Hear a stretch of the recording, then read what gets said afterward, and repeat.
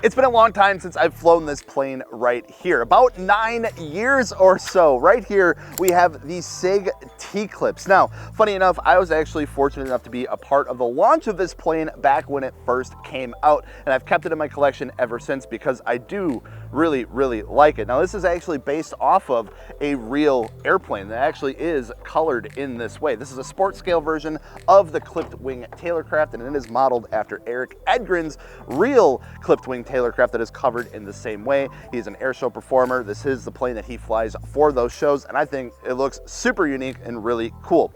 Now, like I said, I've had this plane for a long time, haven't flown it in a bit of a while, bit of my parents' place, but I did get it back, went through it, changed some things around to make it a little bit more safer, fixed some hack job things that I did when I was a teenager when I built this plane, a little bit more reliable, and I'm really excited to get it back up in the air again and keep it flying. So we're gonna do that today. It is pretty windy out, but we're gonna make the best of it. We got a 4S 3200 that we're gonna be flying this thing off of today. I'm Alex from Hangar 14 RC. Let's get this thing powered up. Let's go flying.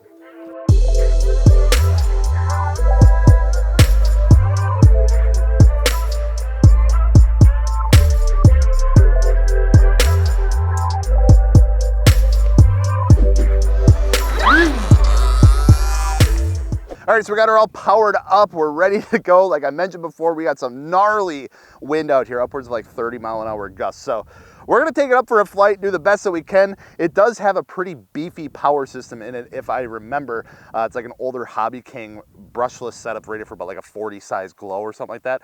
I remember it pulling along really good. So we're gonna probably have to use all of it today to help combat against the wind. We're gonna go ahead, get this thing up in the air. Let's do it. All right, here we go. Try to point it into the wind as much as possible. It's a bit of a gnarly crosswind. There she goes. After 9 years or so, feeling right back home up in the air. And man, that wind is no joke today. Unfortunately, looking at the weather, this, believe it or not, was the best day that we had to do this, even with the wind, because the rest of the entire week looks like it was supposed to be just like thunderstorms and not great weather. So, battling the wind a bit today. We have no stabilization in here. It's just the little 4-channel sport receiver from Spectrum, so no AS3X or anything like that. So, everything you're seeing, that is just battling the wind, old school style. That bright red color scheme on there, just absolutely popping in the sun. It's such a good looking airplane. This plane is so much fun to fly, and it somehow has always been my high wind plane for some reason. It seems like every time I fly this plane, it has always been just kind of crazy windy. I don't know if that's a bad sign or what, but it does allow me to do some really fun backflip stuff, kind of like that. Just take it up, crank on the elevator, let her flip over.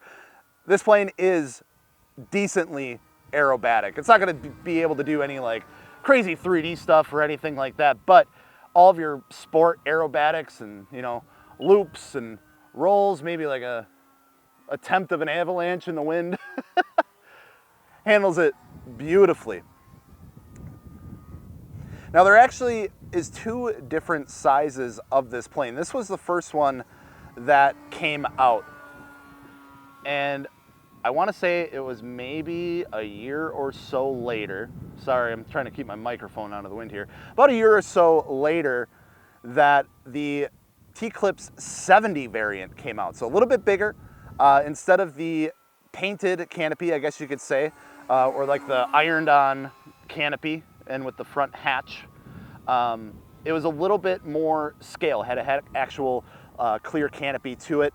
A little bit bigger, and it was able to be either electric or glow powered. So it was an EG variant is what they called it.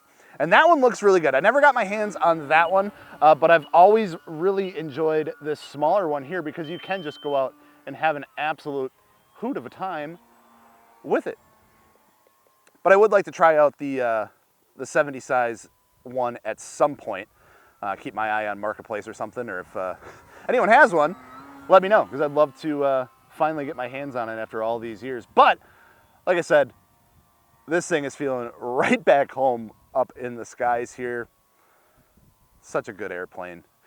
SIG has been making fantastic airplanes for a long, long time. Now, obviously, they were known for a lot of their balsa kit stuff back in the day, and when they started to release almost ready-to-fly versions, got a bit of a kickback from the community. You know, there's some traditional folk out there that just like to build balsa, which I do too.